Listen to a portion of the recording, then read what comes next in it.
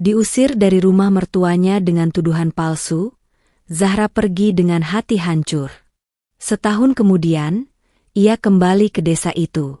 Bukan untuk membalas dendam, tapi untuk membuktikan bahwa wanita yang terbuang itu kini membawa kejutan besar yang akan mengubah segalanya.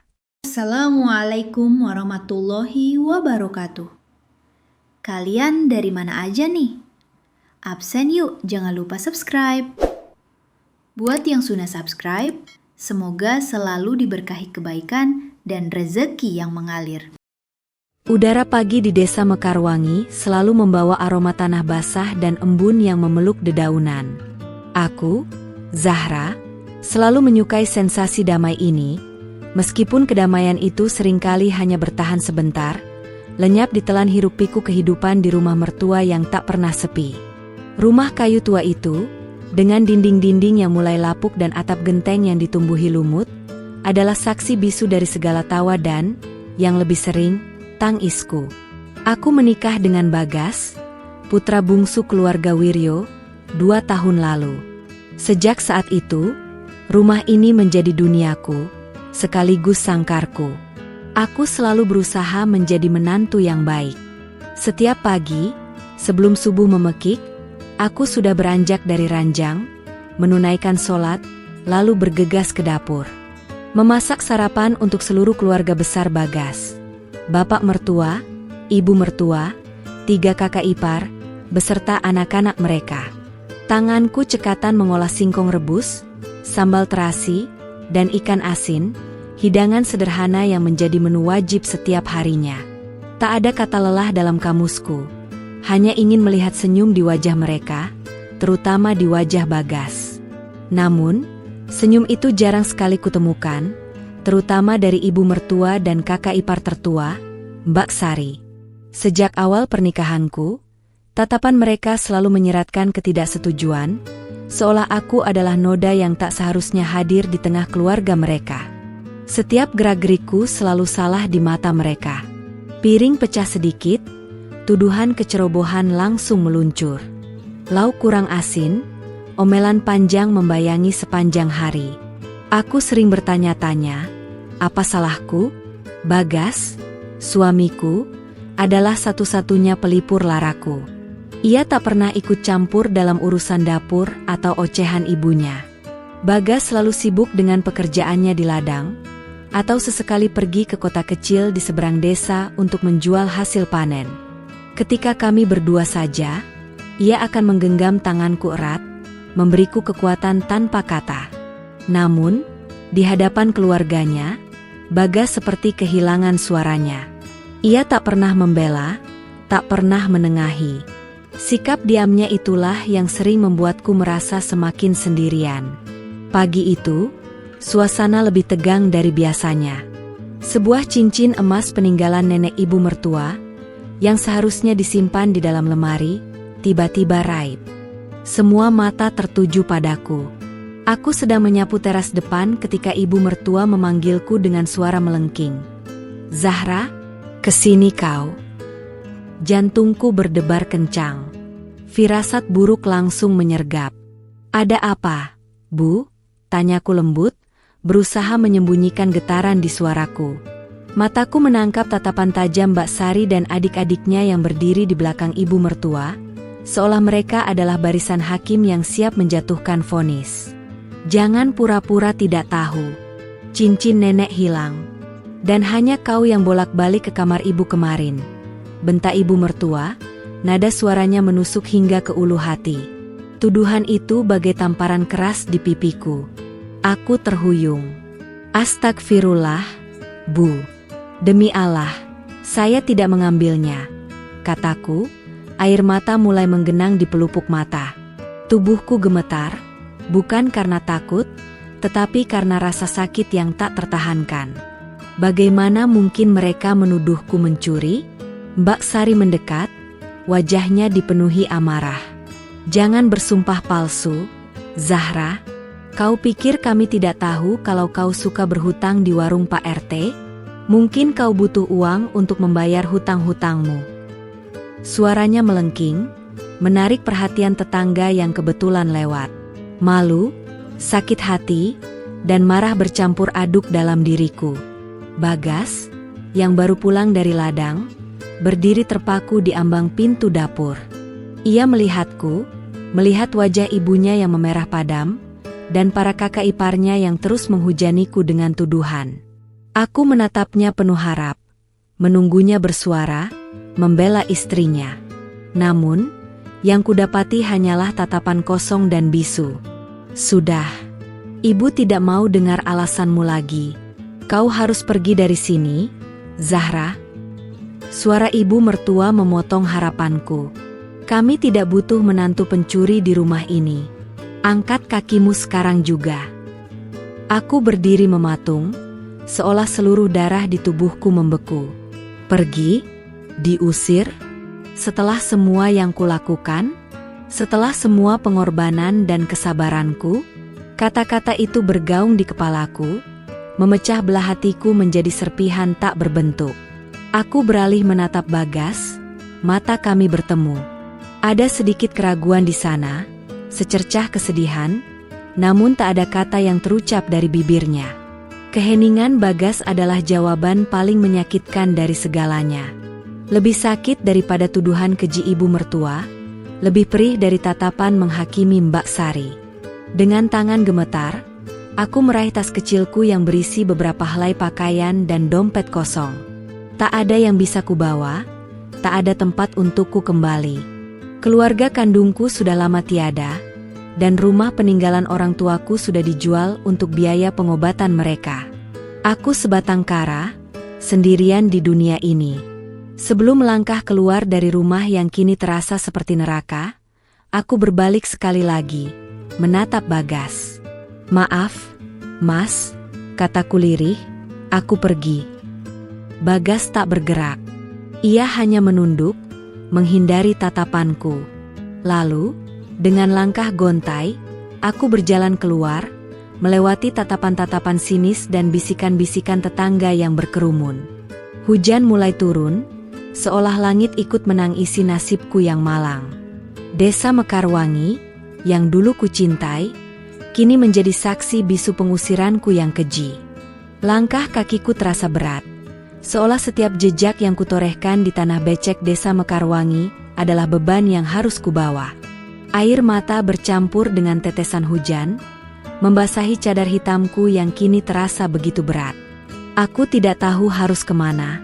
Otakku terasa kosong, hanya ada gema kata-kata ibu mertua yang terus-menerus terngiang, menantu pencuri, dan keheningan Bagas yang memekakan telinga. Jalan setapak menuju jalan raya utama terasa tak berujung.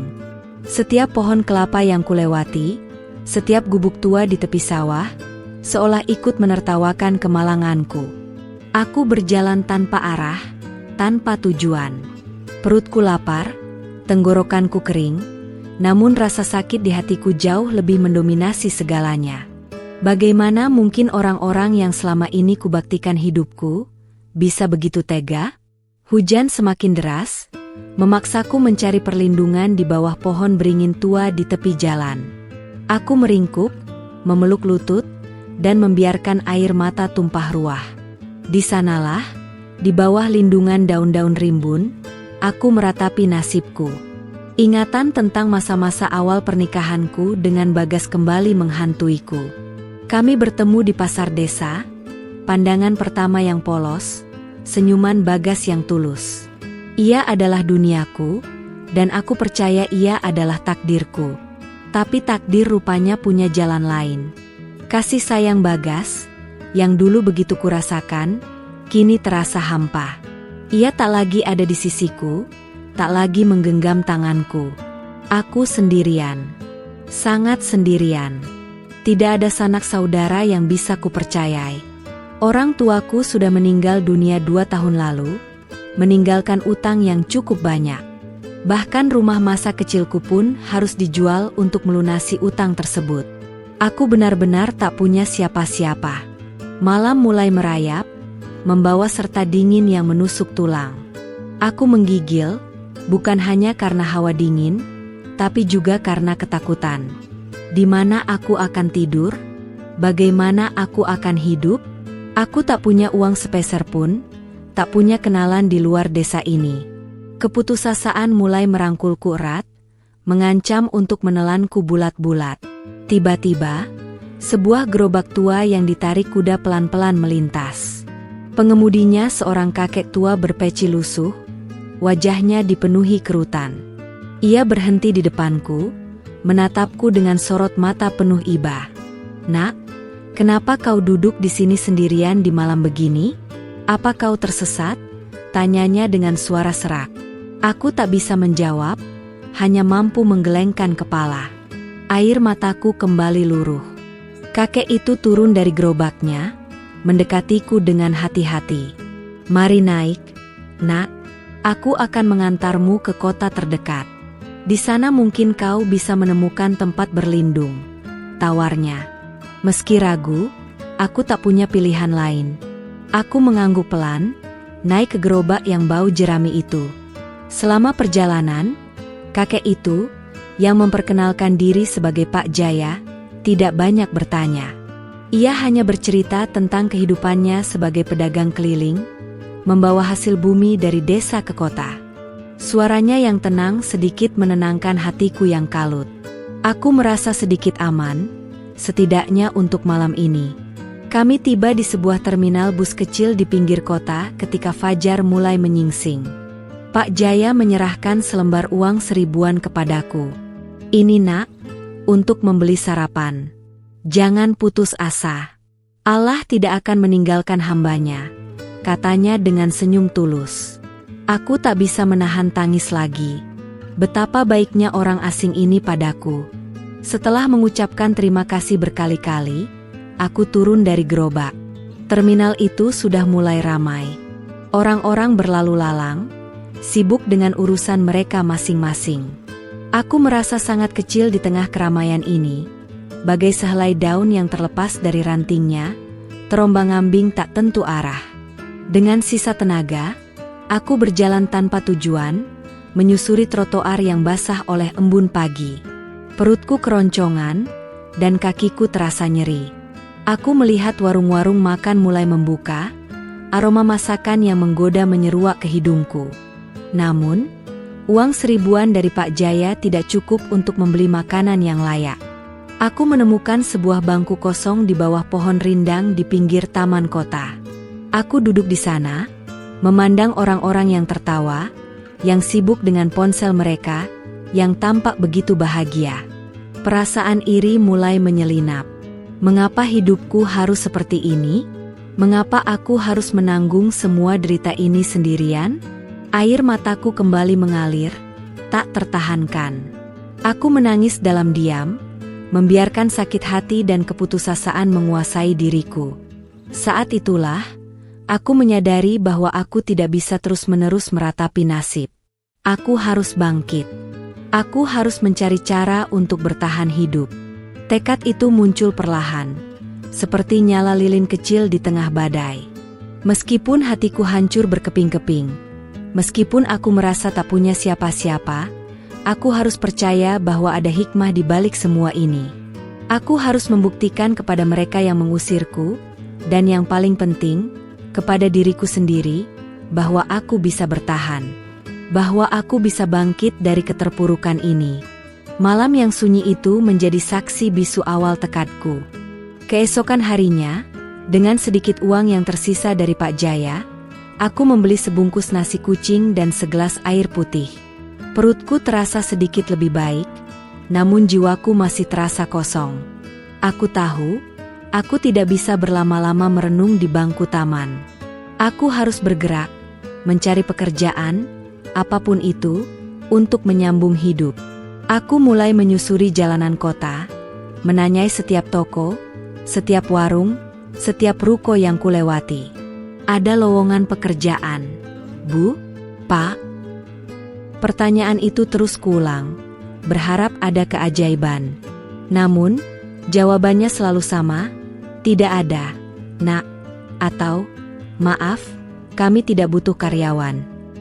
Wajah-wajah yang kutemui umumnya menunjukkan tatapan curiga atau acuh tak acuh. Mereka melihatku, seorang wanita berhijab dengan tas usang, dan mungkin menganggapku tak lebih dari pengemis. Matahari mulai tergelincir di ufuk barat, sinarnya yang kekuningan memantul di jendela-jendela gedung. Keputusasaan mulai merayapi lagi. Aku sudah berjalan puluhan kilometer, kakiku pegal, dan harapanku semakin menipis. Haruskah aku menyerah? Haruskah aku kembali ke desa, memohon belas kasihan mereka? Pikiran itu langsung kutepis. Tidak, aku tidak akan pernah kembali dalam keadaan seperti ini. Aku berhenti di depan sebuah toko kelontong tua. Di samping toko itu, ada sebuah bangku panjang kosong. Aku memutuskan untuk istirahat sejenak. Saat aku duduk, mataku tak sengaja menangkap sesuatu di balik jendela toko. Sebuah kain batik yang terlipat rapi, dengan motif yang sangat indah dan detail. Motif itu bukan motif batik pada umumnya. Ada sentuhan modern namun tetap mempertahankan kearifan lokal. Hatiku tergerak. Sejak kecil, aku memang memiliki ketertarikan pada kain, khususnya batik. Ibuku dulu seorang penjahit dan sering mengajariku berbagai teknik menjahit dan mengenali kualitas kain. Aku sering membantunya menenun atau menyulam motif-motif sederhana. Kenangan itu tiba-tiba memberiku secercah ide. Aku memberanikan diri masuk ke toko. Seorang ibu parubaya dengan senyum ramah menyambutku. "Ada yang bisa saya bantu, Nak?" tanyanya lembut. Wajahnya yang teduh membuatku merasa sedikit nyaman. "Maaf, Bu. Saya hanya ingin bertanya. Batik ini, apakah ini buatan tangan?" tanyaku sambil menunjuk batik yang tadi kulihat. Ibu itu mengangguk. "Ya, Nak. Itu batik tulis dari Solo. Ini salah satu koleksi terbaik kami." Aku mengamati motifnya lebih dekat, mengagumi setiap guratan lilin dan pewarnaannya. "Indah sekali, Bu," komentarku tulus. Saya juga sedikit mengerti tentang batik. Dulu orang tua saya." Aku terhenti, tak sanggup melanjutkan cerita tentang masa laluku yang pahit. Ibu itu, yang memperkenalkan diri sebagai Ibu Ratna, menatapku dengan tatapan penasaran. "Oh ya? Kau tertarik dengan batik?" Aku mengangguk. "Sangat tertarik, Bu. Tapi saya sedang mencari pekerjaan, apapun itu. Saya kebetulan tersesat di kota ini." Aku memutuskan untuk jujur, menceritakan sedikit tentang kondisiku tanpa menyebutkan detail pengusiranku. Ibu Ratna mendengarkan dengan seksama. Setelah aku selesai bicara, ia tersenyum tipis. "Begini, Nak. Kebetulan kami memang sedang mencari seseorang yang bisa membantu di toko. Bukan pekerjaan berat, hanya merapikan barang, membersihkan toko, dan sesekali membantu melayani pembeli. Tapi gaji yang kami tawarkan tidak besar, hanya cukup untuk makan sehari-hari dan tempat tinggal sederhana di belakang toko." Hatiku langsung bergetar. Ini adalah jawaban doaku. Sebuah kesempatan yang tak terduga. "Saya mau, Bu. Saya mau bekerja apa saja," kataku cepat, hampir menangis saking leganya. "Baiklah kalau begitu. Kau bisa mulai besok pagi. Nama Ibu Ratna. Kau bisa panggil Ibu," katanya. Ia tak banyak bertanya, seolah memahami bahwa aku butuh waktu untuk membuka diri. Malam itu, untuk pertama kalinya setelah pengusiranku, aku bisa tidur di tempat yang layak. Meskipun hanya di ruangan kecil di belakang toko yang sempit dan pengap. Tapi itu sudah lebih dari cukup. Aku punya atap di atas kepala, dan yang terpenting, aku punya pekerjaan. Secercah harapan mulai menyala dalam diriku. Di hari-hari berikutnya, aku bekerja dengan sangat giat. Aku membersihkan toko hingga kinclong, merapikan setiap rak dan barang dagangan. Aku belajar mengenal setiap produk, mulai dari sabun mandi hingga rempah-rempah.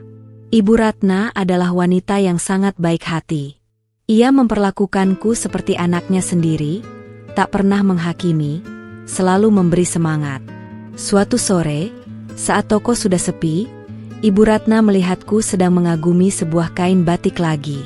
"Kau benar-benar suka batik ya, Zahra?" tanyanya. "Iya, Bu. Sejak kecil saya sudah terbiasa melihat ibu saya membuat berbagai kerajinan tangan, termasuk kain-kain indah seperti ini, jawabku jujur. Aku menceritakan sedikit tentang bagaimana ibuku mengajarkan padaku teknik-teknik dasar membatik dan menyulam. Ibu Ratna tersenyum. Kau tahu, di belakang toko ini ada bengkel kecil.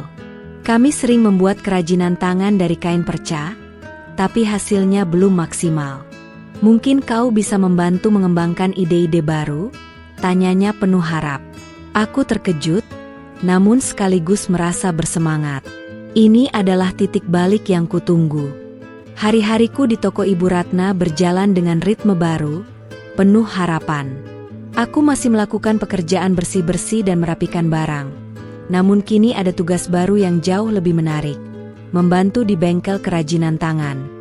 Bengkel itu hanyalah ruangan kecil yang berantakan di sudut belakang toko, dipenuhi tumpukan kain perca berbagai warna dan ukuran, benang-benang kusut, serta peralatan menjahit sederhana.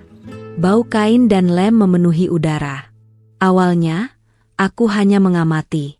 Ibu Ratna sendiri tidak terlalu ahli dalam kerajinan tangan.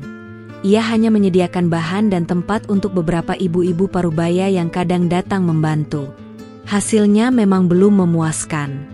Dompet-dompet kain sederhana, bros-bros dari flanel yang kurang rapi, atau taplak meja dengan jahitan yang kurang lurus. Aku mulai mencoba-coba di sela-sela pekerjaanku. Dengan kain perca yang tak terpakai, aku mencoba membuat pola-pola baru. Ingatan akan ajaran ibuku kembali menyeruak.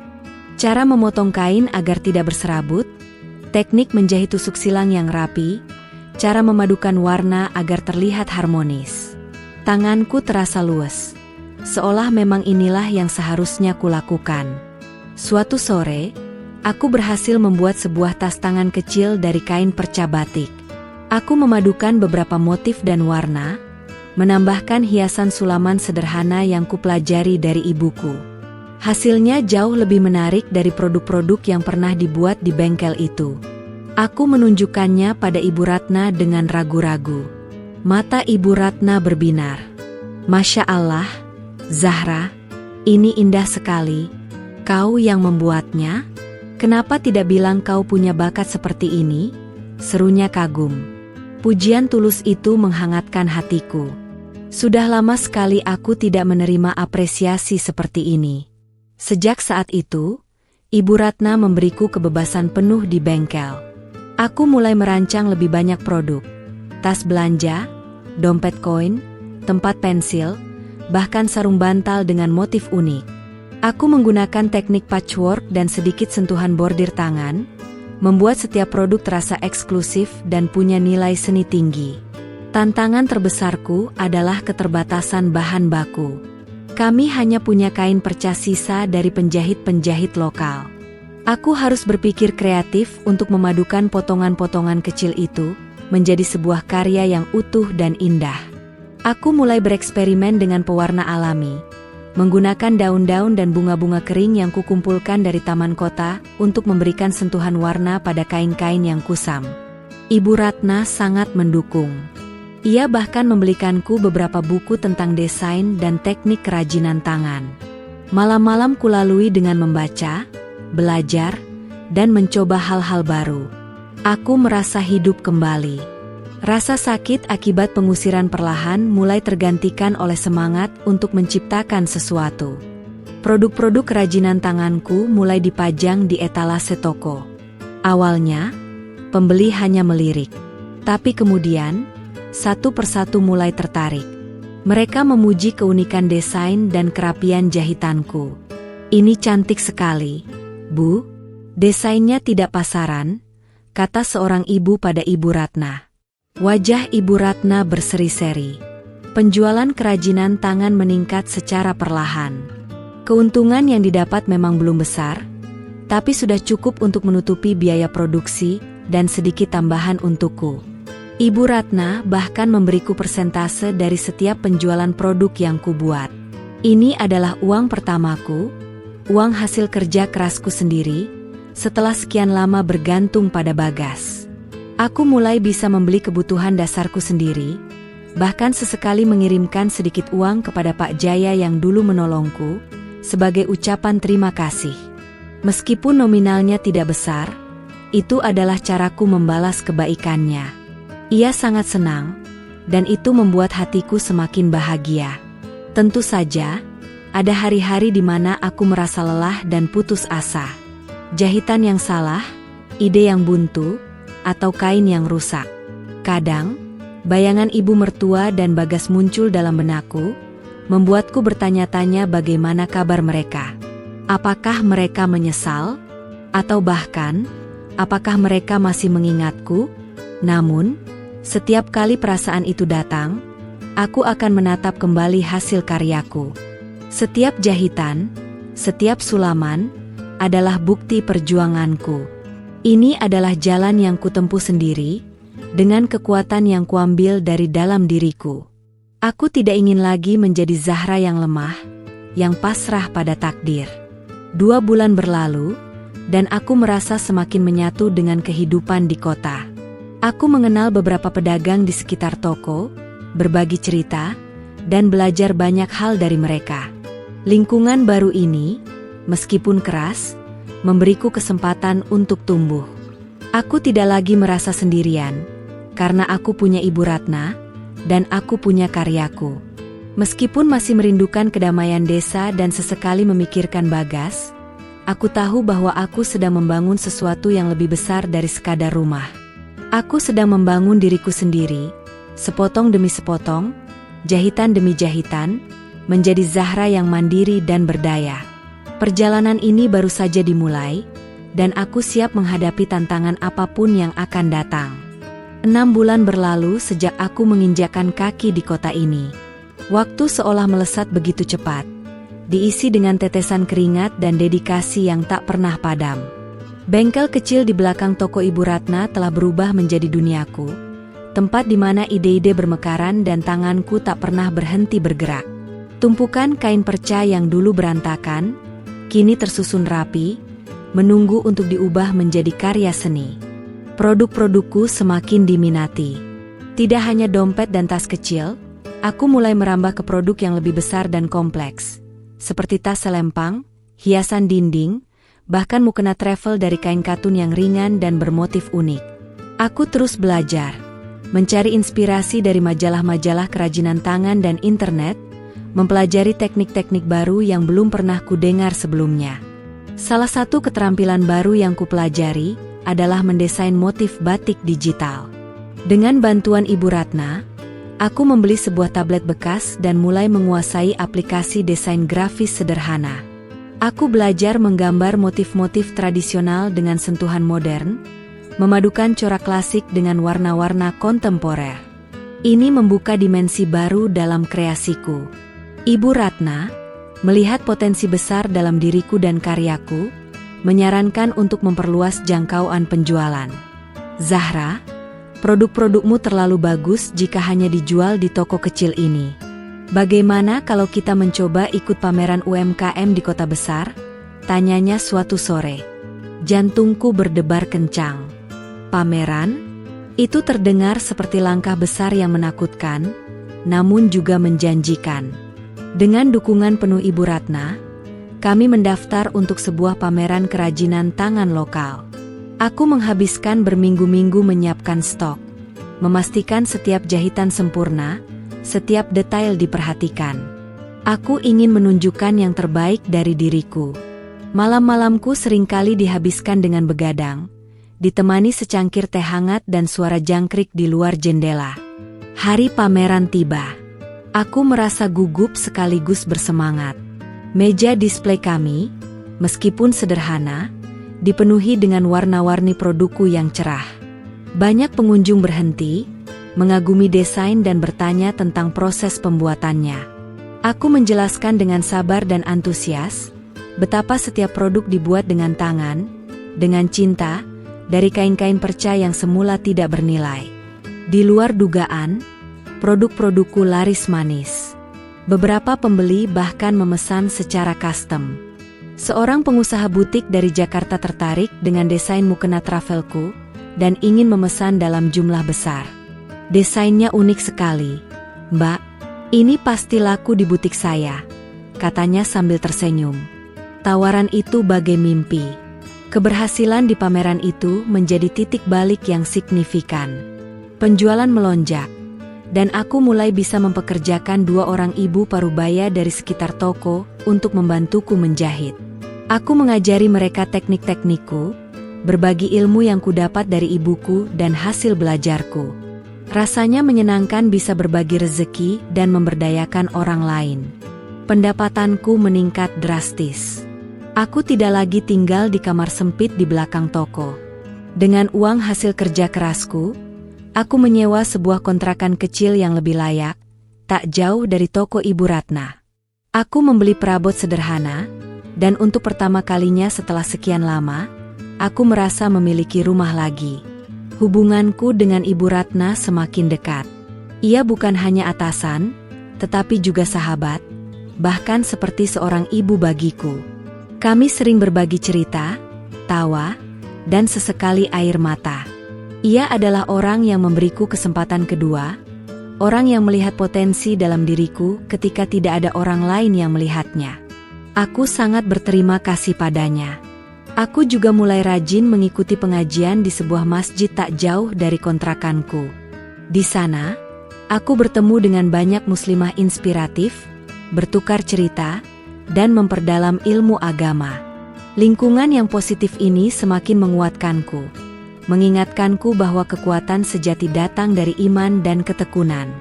Sesekali, bayangan desa Mekarwangi dan keluarga mertua muncul dalam benakku. Aku tidak lagi merasakan kepedihan yang sama. Sekarang, ada rasa damai yang lebih besar. Aku telah memaafkan mereka, bukan karena mereka meminta maaf, tetapi karena aku memilih untuk melepaskan beban itu dari hatiku. Fokusku kini adalah masa depanku, dan bagaimana aku bisa terus berkembang. Aku tahu bahwa perjalananku masih panjang. Ada banyak hal yang ingin kubangun, banyak mimpi yang ingin kuraih. Aku ingin memperluas usahaku, menciptakan lebih banyak lapangan kerja, dan mungkin suatu hari nanti, kembali ke desa untuk berbagi ilmu dan pengalamanku. Setiap jarum yang menusuk kain, setiap helai benang yang terjalin, adalah cerita tentang kegigihan, harapan, dan kebangkitan. Aku, Zahra, yang dulu diusir tanpa apa-apa, kini berdiri tegak dengan tangan yang penuh karya dan hati yang penuh syukur. Kota ini telah memberiku kehidupan baru, dan aku siap merengkuhnya dengan segenap jiwa. Meski sibuk dengan usahaku yang kian berkembang dan rutinitas baru di kota, hati kecilku sesekali masih berbisik tentang desa Mekarwangi. Setahun telah berlalu sejak pengusiranku yang menyakitkan, namun kenangan akan rumah mertua, wajah ibu mertua yang murka, dan tatapan hampa Bagas sesekali masih menyelinap dalam benakku, terutama di malam-malam yang sunyi. Aku tak pernah mencari tahu kabar mereka. Bagiku, masa lalu adalah masa lalu. Aku telah memilih untuk melangkah maju, fokus pada masa kini dan masa depan. Namun, dunia ini kecil. Suatu sore, ketika aku sedang merapikan display di toko Ibu Ratna, seorang pelanggan parubaya yang kukenal sebagai Ibu Tini, yang kebetulan berasal dari daerah dekat desa Mekarwangi, datang berkunjung. "Assalamualaikum, Zahra," sapanya ramah. Aku membalas salamnya dengan senyum. Ibu Tini sering datang ke toko untuk membeli kerudung atau kain. Ia selalu ramah dan suka bercerita. "Waalaikumsalam, Ibu Tini. Ada yang bisa saya bantu?" tanyaku. Ibu Tini tersenyum, lalu matanya menyipit, menatapku lebih intens. "Zahra, kau ini mirip sekali dengan seorang wanita dari desa tetangga. Dia juga berhijab sepertimu, dan namanya juga Zahra. Tapi kata orang dia sudah lama menghilang setelah ada masalah di rumah mertuanya." Jantungku langsung berdebar. Aku berusaha menutupi keterkejutanku. "Oh ya, Bu, mungkin kebetulan saja, Bu. Banyak nama Zahra di luar sana." Aku tersenyum canggung. "Tapi mirip sekali. Keluarga Wiryo, itu loh, yang anaknya bernama Bagas," lanjut Ibu Tini, tanpa menyadari perubahan ekspresiku. Desa Mekarwangi. Kau dari sana juga? Aku terdiam sejenak. Akhirnya, aku mengangguk perlahan. Iya, Bu. Saya memang dari sana. Saya mantan istri Bagas. Aku memutuskan untuk jujur, tak ada gunanya lagi menyembunyikan masa laluku. Ibu Tini terbelalak kaget. Astaga, jadi benar ini kau, Nak? Masya Allah. Kabarmu bagaimana? Dulu heboh sekali di desa, dikira kau diculik atau bagaimana. Tapi ibu mertuamu bilang kau minggat bawa lari uang. Wajahnya menunjukkan ekspresi iba. Kata-kata, minggat bawa lari uang, menusuk hatiku. Jadi, itu versi cerita yang mereka sebarkan? Amarah sempat menyulut, namun segera kupadamkan. Sudah kuduga mereka akan memutarbalikkan fakta demi menyelamatkan nama baik mereka. Alhamdulillah, Bu, saya baik-baik saja. Jawabku tenang. Saya bekerja di sini dengan Ibu Ratna. Kami membuat kerajinan tangan dari kain perca. Aku menunjukkan beberapa produkku dengan bangga. Ibu Tini mengamati produk-produk itu dengan kagum. Ini yang kau buat? Ya Allah, cantik sekali. Dulu di desa kau tidak pernah kelihatan punya bakat seperti ini. Padahal dulu hanya di rumah saja. Ada nada penyesalan di suaranya. Setiap orang punya jalan hidupnya sendiri. Bu, kataku, berusaha menjaga emosiku. Mungkin ini jalan yang Allah berikan untuk saya. Ibu Tini mengangguk-angguk. Betul sekali, Nak. Yang penting kau sekarang sukses. Ah, kasihan sekali Bagas. Setelah kau pergi, dia jadi pendiam sekali. Ibu mertuamu juga sering sakit-sakitan. Konon, cincin yang dituduhkan padamu itu, akhirnya ketemu. Terselip di lipatan kain lemari ibu mertua sendiri. Jadi kau tidak bersalah. Informasi itu bagai palu godam menghantamku. Cincin itu ditemukan, dan aku tidak bersalah? Rasa campur aduk meliputi diriku. Lega karena kebenaran terungkap, namun juga marah karena mereka telah menghancurkan hidupku atas dasar tuduhan palsu. Jadi mereka tahu aku tidak bersalah, tapi tidak pernah menghubungiku. Aku menarik napas dalam-dalam, berusaha menenangkan diri. Alhamdulillah kalau sudah ketemu, Bu, kataku datar. Ibu Tini melanjutkan, sejak itu, suasana di rumah Bagas jadi tidak enak.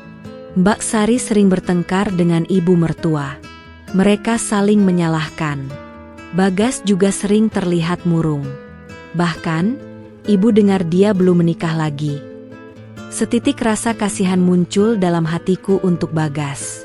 Ia adalah pria yang baik, namun terlalu lemah di hadapan keluarganya. Apakah ia menyesal? Aku tidak tahu, dan saat ini, aku tidak peduli. Prioritasku adalah diriku sendiri. Percakapan dengan Ibu Tini meninggalkan jejak di pikiranku. Aku tidak mencari kabar mereka, tapi kabar mereka menemukanku. Rupanya, mereka juga tidak bahagia setelah mengusirku. Ada karma yang bekerja, pikirku. Aku tidak berniat membalas dendam, namun ada keinginan kuat untuk menunjukkan kepada mereka dan seluruh desa bahwa Zahra yang mereka buang kini telah menjadi seseorang yang jauh berbeda. Malam itu, setelah toko tutup, aku duduk sendiri di kontrakanku, merenungkan semua yang kudengar. Aku tidak lagi Zahra yang rapuh dan ketakutan. Aku telah tumbuh, belajar, dan berhasil berdiri di atas kakiku sendiri. Aku punya nama di kota ini, bukan sebagai mantan istri yang terbuang, tetapi sebagai Zahra, pemilik karya Zahra, usaha kerajinan tangan yang mulai dikenal. Sebuah ide mulai terbentuk di benakku, perlahan namun pasti. Sebuah kejutan. Bukan kejutan yang menyakitkan, melainkan kejutan yang akan membuka mata mereka, menunjukkan apa yang telah mereka sia-siakan. Aku tidak akan kembali untuk mencari pengakuan atau balasan dendam, melainkan untuk menegaskan keberadaanku dan menunjukkan bahwa ketiadaanku telah meninggalkan kekosongan. Aku mengambil buku sketsa dan pensil. Tanganku mulai bergerak, menggambar sesuatu yang selama ini hanya ada di angan-angan. Sebuah rencana besar mulai kurancang, selangkah demi selangkah. Sudah saatnya aku kembali ke desa Mekarwangi. Bukan sebagai Zahra yang terbuang, melainkan sebagai Zahra yang membawa kejutan besar. Ide untuk kembali ke desa Mekarwangi tidak lagi sekadar bisikan hati, melainkan sebuah tujuan yang jelas, membara dalam dadaku.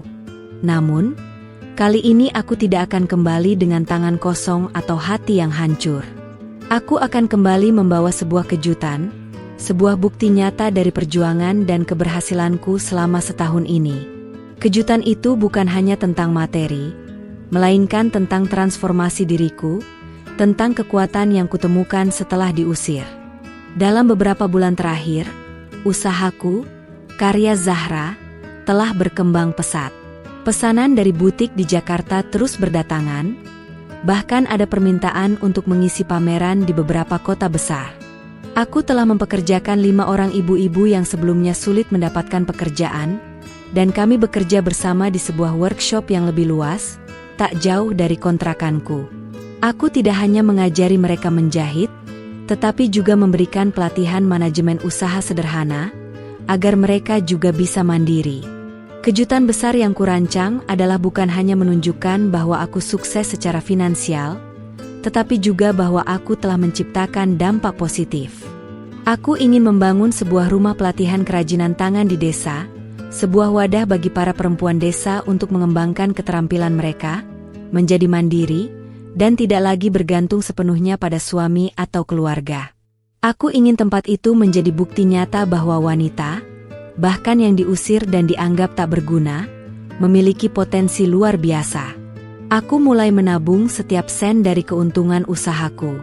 Malam-malam kulalui dengan menghitung anggaran, membuat desain bangunan, dan merencanakan kurikulum pelatihan. Ibu Ratna menjadi penasihat setiaku. Ia sangat antusias dengan ideku, membantuku menghubungkan dengan berbagai komunitas dan LSM yang fokus pada pemberdayaan perempuan di pedesaan. Ini ide yang brilian, Zahra, kata Ibu Ratna suatu hari, matanya berbinar. Kau tidak hanya membalas mereka dengan kesuksesanmu, tapi juga dengan kebaikan dan kebermanfaatan bagi banyak orang. Ini jauh lebih mulia daripada sekadar balas dendam. Kata-katanya semakin menguatkan tekadku. Aku secara diam-diam menghubungi beberapa kontak di desa Mekarwangi melalui salah satu karyawan yang memiliki kerabat di sana. Aku ingin membeli sebidang tanah kecil yang strategis, tidak terlalu jauh dari pusat desa, namun tidak mencolok agar rencanaku tetap menjadi rahasia. Prosesnya memang rumit, butuh waktu dan kesabaran ekstra untuk memastikan tidak ada yang mencurigai identitasku. Setelah tanah berhasil kudapatkan atas nama yayasan yang baru kubentuk, aku mulai merancang bangunan pelatihan. Aku ingin tempat itu nyaman, fungsional, dan ramah lingkungan. Aku bekerja sama dengan seorang arsitek muda yang sangat idealis, yang tertarik dengan konsep pemberdayaan perempuan di pedesaan. Kami merancang sebuah bangunan sederhana namun modern, dengan sentuhan arsitektur tradisional yang menyatu dengan alam desa. Tentu saja, banyak rintangan yang kuhadapi. Perizinan yang rumit, kendala dalam pengiriman material ke desa, hingga kabar burung yang mulai beredar tentang adanya investor misterius yang akan membangun sesuatu di desa Mekarwangi. Aku harus ekstra hati-hati, memastikan identitasku tidak terbongkar sebelum waktunya. Aku sering berkunjung diam-diam ke desa Mekarwangi, menyamar sebagai perwakilan yayasan, untuk memantau langsung proses pembangunan.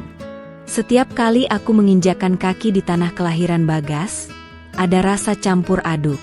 Rasa rindu pada pemandangan sawah yang menghijau, pada aroma melati yang semerbak di malam hari. Namun, ada juga bayangan pahit pengusiran yang tak bisa kuhilangkan sepenuhnya. Dari jauh, aku sesekali melihat rumah mertua. Rumah itu tampak lebih kusam dari sebelumnya. Aku juga sesekali melihat Bagas di ladang, tampak lebih kurus dan pendiam. Rasa sedih itu muncul lagi. Namun kali ini bukan rasa sedih yang melumpuhkan, melainkan rasa sedih yang disertai dengan harapan. Harapan bahwa suatu hari, Bagas akan mengerti. Setiap bata yang tertumpuk, setiap atap yang terpasang, adalah bagian dari kejutan besar yang kubangun. Aku membayangkan wajah-wajah para perempuan desa yang akan belajar di sana, senyum mereka saat memegang hasil karya pertama mereka. Itu adalah motivasiku. Aku tidak lagi hidup untuk membuktikan diri kepada mereka yang menyakitiku, tetapi untuk memberdayakan sesama perempuan. Minggu-minggu berlalu dengan cepat.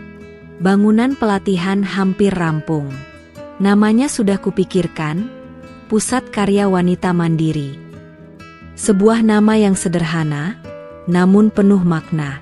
Aku telah menyiapkan segala sesuatu, mulai dari mesin jahit, bahan baku, hingga tim pengajar yang akan membantuku mengelola pusat ini. Detik-detik menjelang kepulangan resmiku, hatiku berdebar tak karuan. Aku tahu, ini akan menjadi momen yang menggemparkan. Bukan hanya bagi keluarga mertua, tetapi juga bagi seluruh desa Mekarwangi. Aku siap menghadapi reaksi apapun. Aku telah menyiapkan diriku, hati dan pikiranku, untuk kembali ke tempat di mana aku pernah merasakan kepedihan terhebat. Kejutan ini akan menjadi penegasan atas diriku yang baru, Zahra yang tak lagi bisa diremehkan. Rencana kepulangan ke desa Mekarwangi semakin matang. Setiap detail telah kupersiapkan dengan cermat. Pusat Karya Wanita Mandiri hampir siap diresmikan, sebuah bukti nyata dari keringat dan air mataku selama setahun terakhir. Namun, di tengah kesibukan itu, kerinduan pada tanah kelahiranku, pada suasana pedesaan yang damai, tak bisa kubendung. Kerinduan itu bukan lagi rindu pada Bagas atau pada rumah mertua yang pernah menjadi nerakaku. Kerinduan itu lebih pada aroma tanah basah setelah hujan, suara jangkrik di malam hari, atau pemandangan sawah yang menghijau terhampar luas. Itu adalah kerinduan pada bagian dari diriku yang tertinggal di sana, bagian dari masa lalu yang membentukku menjadi diriku yang sekarang. Aku sering merenung di malam hari, memandangi bintang-bintang dari jendela kontrakanku. Dulu, di desa, aku bisa melihat bintang dengan lebih jelas, tanpa polusi cahaya. Aku teringat bagaimana Bagas sering menemaniku duduk di teras, bercerita tentang mimpi-mimpi sederhananya. Seulas senyum tipis terukir di bibirku. Ia memang lemah, namun ia pernah menjadi bagian terindah dalam hidupku. Sebuah undangan resmi telah kusiapkan untuk acara peresmian Pusat Karya Wanita Mandiri.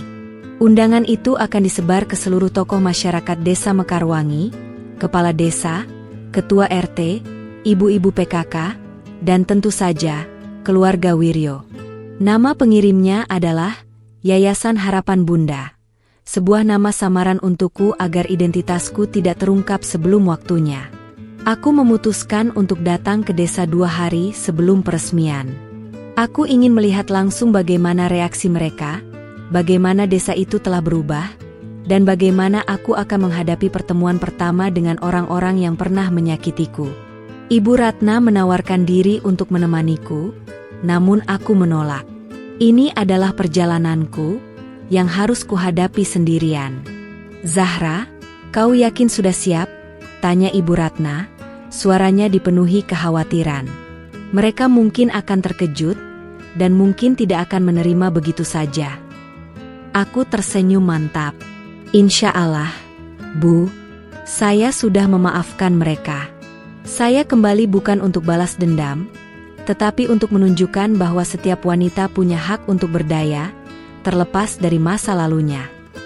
Hatiku bergetar, namun bukan karena takut, melainkan karena tekad yang membara. Aku menyiapkan beberapa setel pakaian terbaikku, termasuk sebuah gamis elegan berwarna krem dan himar senada yang kubeli khusus untuk acara peresmian. Aku ingin terlihat anggun, percaya diri, dan profesional. Aku bukan lagi Zahra yang lusuh dan ketakutan seperti dulu. Aku telah berubah. Rencana kepulanganku sengaja kurahasiakan dari hampir semua orang. Hanya Ibu Ratna dan beberapa staf inti di Yayasan Harapan Bunda yang tahu. Aku ingin kejutan ini benar-benar efektif. Aku ingin mereka terhenyak, menyadari kesalahan mereka, dan mungkin sedikit menyesal. 1 tahun yang kulalui di kota telah mengubahku. Aku tidak hanya belajar keterampilan baru, tetapi juga belajar banyak tentang kehidupan.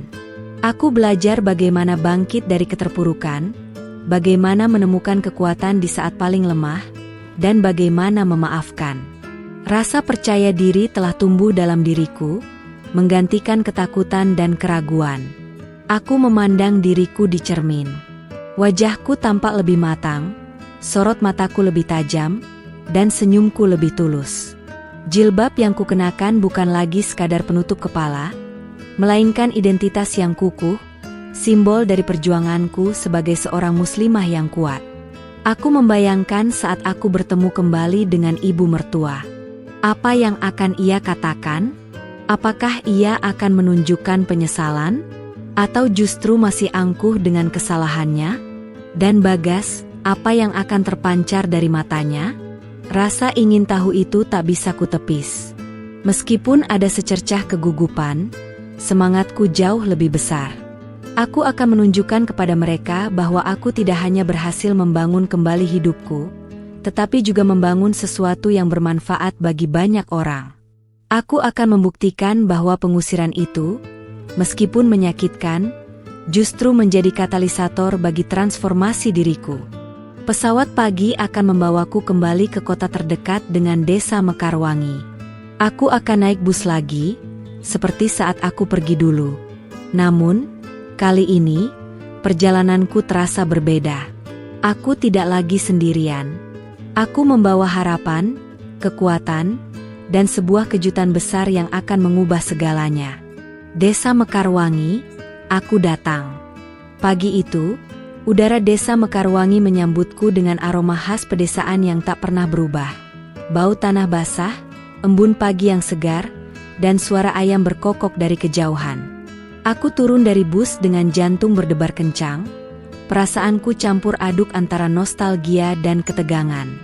Setahun yang lalu, aku pergi dari sini dengan air mata, kini aku kembali dengan kepala tegak. Aku sengaja tidak langsung menuju pusat desa.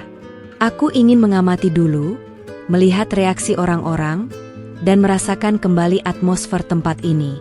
Menggunakan kacamata hitam dan kerudung yang sedikit berbeda dari gaya biasanya, aku berjalan santai menyusuri jalan setapak yang masih kukenal baik. Beberapa wajah yang kukenal melintas, namun tak ada yang menyadari kehadiranku. Aku tersenyum tipis.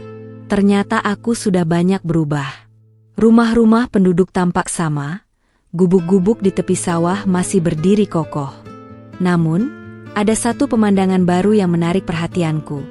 Di sebuah lahan kosong yang dulunya terbengkalai, kini berdiri sebuah bangunan modern yang masih dalam tahap finishing. Pusat Karya Wanita Mandiri.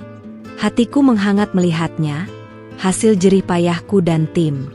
Aku berjalan pelan, mendekati rumah mertua. Dari jauh, aku bisa melihat ibu mertua sedang duduk di teras, tampak lebih tua dan lebih kurus. Di sebelahnya, Mbak Sari sibuk menyapu halaman. Hatiku bergemuruh. Bagaimana reaksi mereka jika tahu aku kembali? Aku memutuskan untuk tidak menunjukkan diriku dulu. Aku memilih untuk menginap di sebuah losmen kecil di pinggir desa, yang jauh dari keramaian. Aku ingin menyerap setiap detail desa ini, mempersiapkan diri untuk momen puncak besok. Peresmian Pusat Karya Wanita Mandiri, di mana identitasku akan terungkap sepenuhnya. Keesokan paginya, hari peresmian tiba. Aku mengenakan gamis krem dan himar senada yang telah kupersiapkan. Wajahku kupoles tipis, agar terlihat segar dan profesional. Aku merasa siap. Dengan diantar oleh salah satu staf yayasan yang telah lebih dulu tiba, aku menuju lokasi peresmian. Suasana di lokasi sudah ramai. Kepala desa, ketua RT, tokoh masyarakat, dan banyak ibu-ibu PKK sudah berkumpul. Mereka tampak antusias dan penasaran dengan investor misterius di balik proyek ini. Aku melihat Bagas dan keluarganya duduk di barisan depan, di samping bapak mertua. Jantungku berdebar semakin kencang saat mataku bertemu dengan Bagas. Ia tampak terkejut, namun segera menunduk. Kepala desa memberikan sambutan pembuka, lalu mempersilakan perwakilan dari Yayasan Harapan Bunda untuk memberikan sambutan. Aku melangkah maju, menuju podium yang sederhana. Mikrofon di tanganku terasa dingin, namun aku memegangnya erat. Assalamualaikum warahmatullahi wabarakatuh. Suaraku bergema melalui pengeras suara. Aku melihat beberapa orang di barisan depan terkesiap. Wajah ibu mertua langsung pucat pasi. Mbak Sari menjatuhkan sapu tangannya. Bagas mengangkat kepalanya, menatapku tak percaya. Bapak-bapak, ibu-ibu sekalian, perkenalkan, nama saya Zahra. Kataku, suaraku jelas dan mantap. Mungkin sebagian dari Anda mengenal saya, dan sebagian lainnya mungkin hanya mendengar nama saya dari cerita-cerita yang beredar. Aku berhenti sejenak, membiarkan efek kata-kataku meresap. Aku melanjutkan, setahun yang lalu, saya pergi dari desa ini, diusir karena sebuah kesalahpahaman. Saya pergi tanpa membawa apa-apa, tanpa tahu kemana harus melangkah. Hidup saya hancur. Mataku menatap lurus ke arah keluarga mertua. Mereka terlihat kaget, malu, dan tak bisa berkata-kata. Namun, Allah tidak tidur. Di kota, saya menemukan kesempatan untuk bangkit. Saya belajar, bekerja keras, dan membangun usaha kerajinan tangan dari nol. Jelasku, suaraku dipenuhi kebanggaan. Dan hari ini, saya kembali. Bukan untuk menuntut balas, bukan untuk membalas dendam. Aku menarik napas dalam-dalam. Saya kembali untuk membangun pusat karya wanita mandiri ini. Ini adalah wujud syukur saya atas segala pelajaran hidup yang telah saya terima. Ini adalah tempat di mana setiap perempuan di desa Mekarwangi bisa belajar, berkreasi, dan menjadi mandiri. Suasana hening sejenak, lalu riuh rendah bisikan mulai terdengar. Orang-orang saling berpandangan, tak percaya dengan apa yang mereka dengar dan lihat. Zahra, si menantu terbuang, kini kembali sebagai wanita sukses yang membangun pusat pelatihan. Aku mengakhiri sambutanku dengan kalimat penutup. Semoga pusat karya wanita mandiri ini bisa membawa manfaat bagi seluruh masyarakat desa Mekarwangi. Terima kasih. Wassalamualaikum warahmatullahi wabarakatuh. Tepuk tangan riuh membahana. Banyak ibu-ibu mendekatiku, memelukku, dan mengucapkan selamat. Wajah mereka penuh kekaguman. Namun, aku tak bisa melepaskan pandanganku dari barisan depan. Ibu mertua tampak sangat terpukul. Wajahnya yang pucat kini berubah merah padam, menahan tangis atau mungkin amarah. Mbak Sari menunduk, tak berani menatapku. Dan Bagas ia berdiri, menatapku dengan mata berkaca-kaca, seolah ada jutaan kata yang ingin ia ucapkan. Kejutan ini benar-benar menggemparkan mereka semua. Ini bukan hanya kejutan materi, tetapi juga kejutan yang membuktikan bahwa takdir bisa diubah, dan bahwa kebaikan akan selalu menemukan jalannya. Setelah acara peresmian yang menggemparkan, suasana di desa Mekarwangi berubah drastis. Berita tentang kepulanganku dan keberhasilan karya Zahra menyebar dengan cepat, bagai api yang menjalar di rerumputan kering. Aku menjadi topik pembicaraan utama, dari warung kopi hingga balai desa. Orang-orang yang dulu menatapku sinis, kini memandangku dengan takjub dan kekaguman. Pusat karya wanita mandiri mulai beroperasi. Puluhan ibu-ibu dan remaja putri mendaftar untuk mengikuti pelatihan menjahit, membatik, dan membuat kerajinan tangan. Aku mengajari mereka dengan penuh semangat, berbagi setiap ilmu yang kumiliki. Melihat senyum di wajah mereka, melihat semangat belajar mereka, membuat hatiku dipenuhi kebahagiaan yang tak terhingga. Inilah kejutan besarku yang sebenarnya. Bukan hanya sukses untuk diriku sendiri, tetapi juga untuk orang lain. Beberapa hari setelah peresmian, ibu mertua datang menemuiku di pusat karya wanita mandiri. Ia datang sendirian, wajahnya tampak lebih sendu dari biasanya. Aku menyambutnya dengan senyum dan mempersilakannya duduk di ruang tamu. Suasana hening, Canggung. Zahra. Suaranya terdengar serak. Ibu. Ibu minta maaf. Matanya berkaca-kaca. Ibu sudah menuduhmu, mengusirmu. Ibu menyesal. Nak, cincin itu memang ditemukan terselip di lipatan kain di lemari ibu. Kami tahu kau tidak bersalah, tapi kami terlalu malu untuk mengakui dan mencarimu. Air mataku tumpah. Bukan air mata kesedihan, melainkan air mata kelegaan. Selama ini, aku hanya butuh pengakuan itu. Aku butuh mereka tahu bahwa aku tidak bersalah. Tidak apa-apa, Bu, kataku lembut, sambil menggenggam tangannya. Saya sudah memaafkan ibu. Ibu mertua menangis terisak. Kau terlalu baik, Zahra. Setelah semua yang kami lakukan padamu, kau justru kembali membangun tempat ini untuk desa kami. Aku tersenyum. Ini bukan untuk ibu, Bu. Ini untuk semua perempuan di desa ini. Agar tidak ada lagi Zahra-Zahra lain yang harus merasakan apa yang saya rasakan. Tak lama kemudian, Bagas datang menemuiku. Ia datang sendiri, dengan wajah penuh penyesalan. Zahra, aku minta maaf. Aku tahu aku pengecut. Aku tidak membelamu waktu itu, katanya, suaranya bergetar. Aku tahu aku salah. Aku sangat menyesal. Aku menatap matanya. Ada kejujuran di sana. Aku tahu Bagas bukan pria jahat.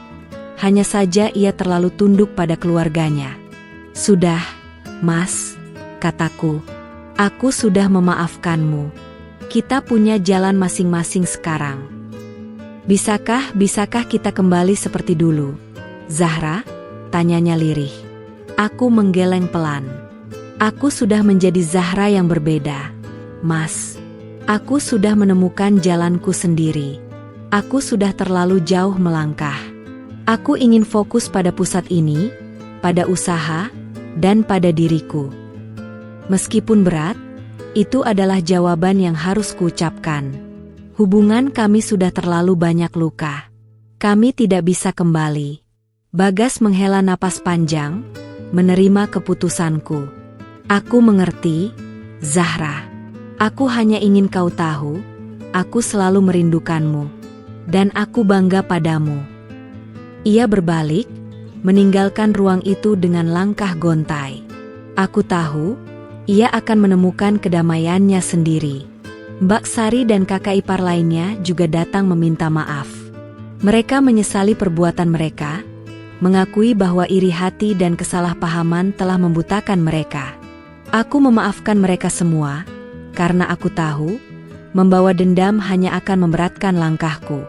Kedamaian sejati mulai merasuk dalam diriku. Aku tidak hanya berdamai dengan masa lalu, tetapi juga dengan diriku sendiri. Aku tidak lagi merasa sebagai korban, melainkan sebagai pejuang yang berhasil mengubah nasibnya. Kisahku menjadi inspirasi bagi banyak orang di desa Mekarwangi.